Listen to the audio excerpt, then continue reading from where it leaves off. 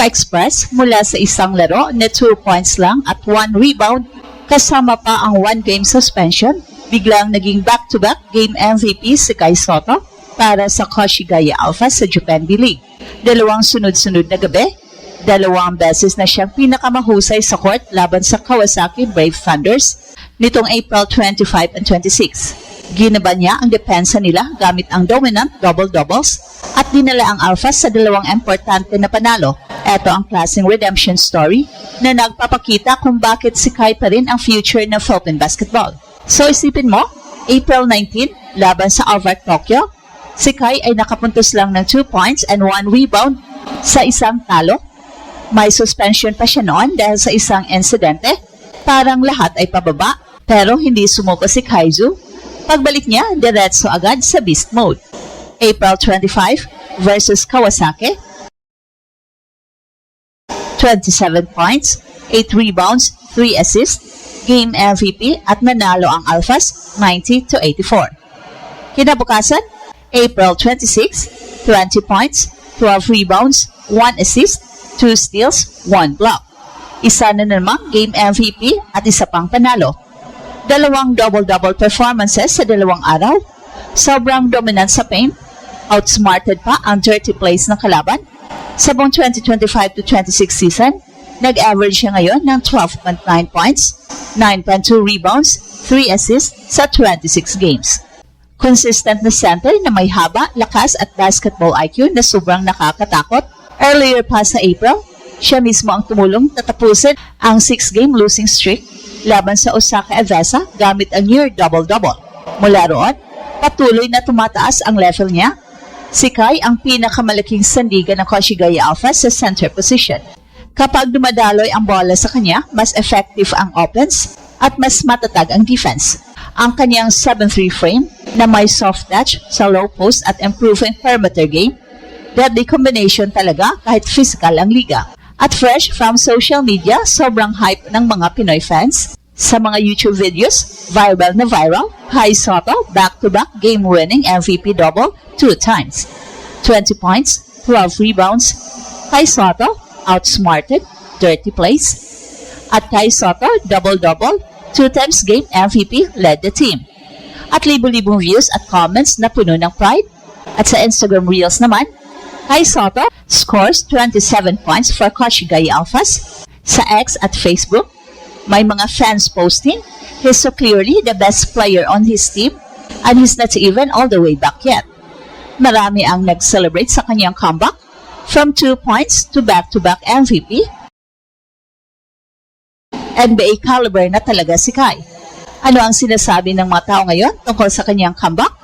Pinoy Pride Mode 100%. Ginulat ang Japan B-League talaga ni Kai. Mula sa suspension at 2-point game, biglang naging beast mode. This is why he is our future NBA big man. At maraming nagsasabi na Kai is carrying the Alphas on his back. May balance take rin, frustrations mount sometimes, pero look at the response. Keep it up, Kai. Next stop, Gilas at mas malaking stage. Walang major negativity, puro suporta at hype sa kanyang resilience. Ito ang patunay na kahit may setbacks, si Kai ay patuloy na nag-i-improve. Sa edad na 23 pa lang, ang kanyang trajectory ay sobrang promising. Mula sa ACL recovery hanggang sa pagiging consistent performer, pati na ang pagpasok sa 1,000 point club earlier this year, lahat nagpapakita ng dedikasyon. Let's break it down deeper. Ang pagbabalik ni Kai mula sa 2-point game at suspension hanggang sa back-to-back game MVP ay hindi lang ordinaryong hot streak.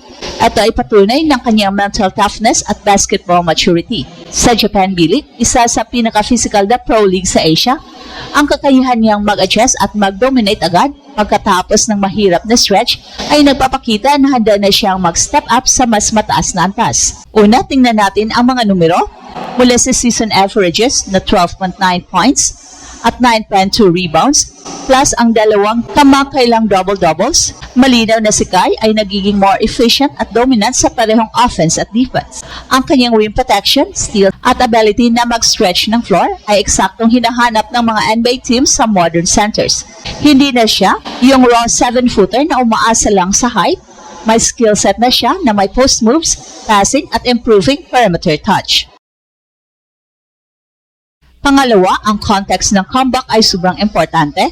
Ang suspension at low output game ay maaaring maging breakout point para sa ibang players. Pero para kay Kai, naging fuel ito. Ipinakita niya ang resilience na kailangan sa NBA, kung saan bawat laro ay may pressure at physicality. Yung outsmarting ng dirty plays ng Kawasaki Games, eto ang klase ng IQ na hinahanap ng mga scouts. Sa kanyang batang edad na 23, ang kanyang growth curve ay steep pa rin, lalo na pagkatapos ng ACL recovery. Pangatlo, ang NBA chances niya ngayon ay mas maliwanag kaysa dati bilang unrestricted free agent. Ang consistent performances niya sa Japan B-League ay nagbibigay ng tape na pwedeng ipakita sa NBA G-League teams o Summer League invites. Maraming NBA franchises ang naghahanap ng affordable, high-upside big man na may size at skill. Kung patuloy niyang iangat ang efficiency at maging leader ng Koshigaya Alphas, posible ang two-way contract o Exhibit 10 deal sa susunod na off-season. Pero may challenges pa rin ang Japan B-League ay hindi NBA level pa rin sa terms of speed at talent density. Kailangan niyang patunayan ang consistency sa 60-plus games at maging dominant laban sa mga top teams.